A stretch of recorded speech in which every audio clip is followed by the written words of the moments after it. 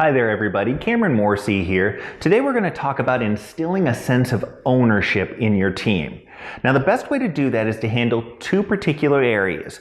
The first one is to handle the sense of importance they have for the job that they do.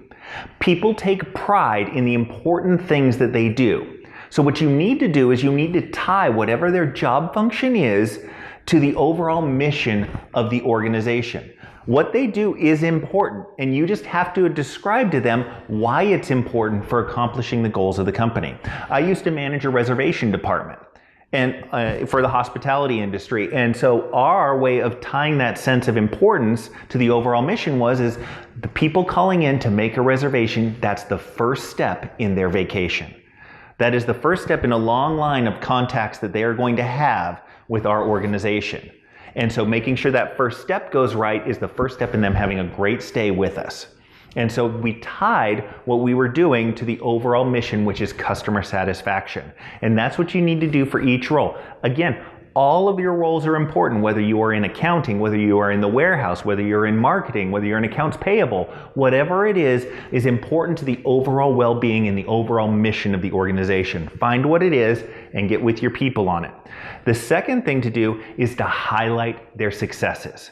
People take pride in the successful things that they do, and quite frankly, they avoid the failures. So if you're feeling like your organization is a failure, you're not going to want to associate with the organization. You're not going to want to take a sense of ownership because that's a ship that's sinking. So you want to talk more about the successes that people are having, that the organization is having, and gosh darn it, just about anything else that you can find. Talk up the successes as much as possible. We see this a lot in bandwagons for sports teams. You see people that you had no idea were a Golden State Warriors fan until 2 years ago, and then all of a sudden they're all out in the woodworks. You see my Seahawks cup that I drink from during my live Q&A sessions. But what you don't see is you don't see a Mariners cup because they haven't had a record over 500 in the last 10 years.